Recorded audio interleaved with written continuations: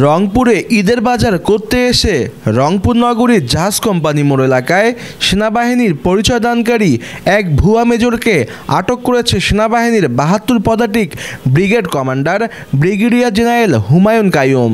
এ সময় তার কাছ থেকে ভুয়া আইডি কার্ড, 4টি mobile phone, walkie talkie, Yamaha motorcycle, নগদ 2,90,565 টাকা সহ আইনশৃঙ্খলা বাহিনীকে চাকরি দেবার নাম করে প্রতারণামূলক বিভিন্ন কাগজপত্র জব্দ করা হয়েছে। গ্রেপ্তারকৃত ওই ভুয়া মেজরের নাম মোহাম্মদ ফজলে রাব্বি।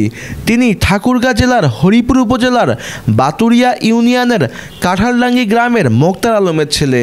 গেল রোববার রাতে জনগণের সহযোগিতায় ভুয়া মেজরকে আটক করে সেনাবাহিনীর ৭২ পদাতিক brigade commander brigadier general Humayun Kaiyum. এই তথ্য নিশ্চিত করে ৭২ পদাতিক brigade commander brigadier general Humayun Kaiyum জানান, ঈদের বাজার করতে পরিবার সহ রংপুরের জাহাজ কোম্পানি মোড় সংলগ্ন রয়্যালিটি মেগা মলে গেটে নামেন তিনি।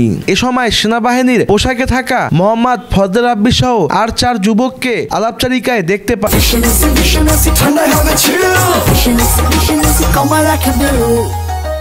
সে সময় সেনাবাহিনীর পোশাকে থাকা মোহাম্মদ ফজলে রাব্বির পরিচয় জানতে চাইলে ব্রিগেডিয়ার জেনারেলের উপস্থিতি টের পেয়ে পালিয়ে যায় সে।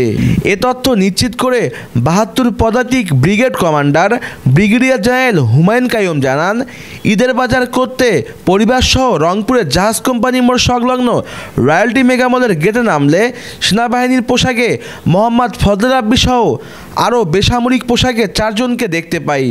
সে সময় তাদের পরিচয় জানতে চাইলে আমার উপস্থিতি টের পেয়ে তারা পালিয়ে যায়।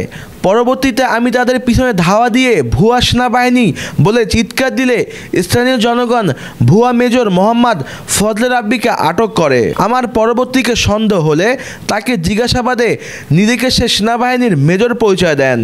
এ সময় আমি নিকটবর্তী সেনা ক্যাম্পে জানালে তারা এসে আমি সহ অনুসন্ধান করে জানতে পারি সে সেনাবাহিনীর প্রকৃত সদস্য নয়। পরবর্তীতে ভুয়া সেনাবাহিনীর মেজর পরিচয় দানকারী মোহাম্মদ ফজলে রাব্বিকে নিয়ে অভিযানে নামলে পালিয়ে যাওয়া আরও 4 সদস্যকে জিজ্ঞাসাবাদের জন্য আটক করা হয়। পরবর্তীতে জানা যায় এই 4 সদস্যকেও বিভিন্নভাবে চাকরি দেওয়ার নাম করে প্রতারণা করেছে এই ভুয়া মেজর।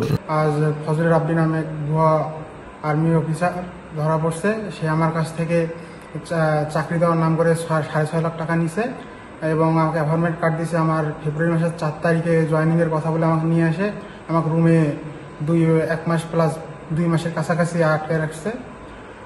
আমি তার দৃষ্টান্তমূলক শাস্তি চাই। আমাকে ডিবি চাকরির প্রলোভন দেখিয়ে আমার কাছে টাকা নিয়েছিল, কিন্তু আজকে নিউজে দেখলাম সে ভুয়া আর্মি। আমি তার যথার্থ শাস্তি চাই।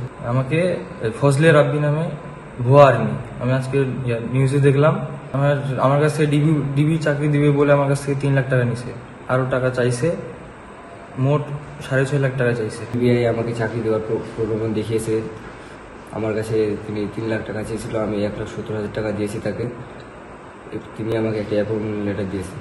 আমি তার দৃষ্টান্তমূলক শাস্তি চাই।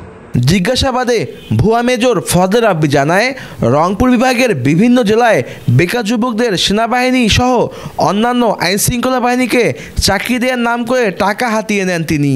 এ সময় উপস্থিত জনগণ ভুয়া মেজরকে আটকের ঘটনায় সেনাবাহিনীর ৭২ পদাতিক brigade commander brigadier general Humayun কাইয়ুমের উপস্থিত বুদ্ধির ভূয়সী প্রশংসা করেন। Shahriar Mim, ATN news, Rangpur.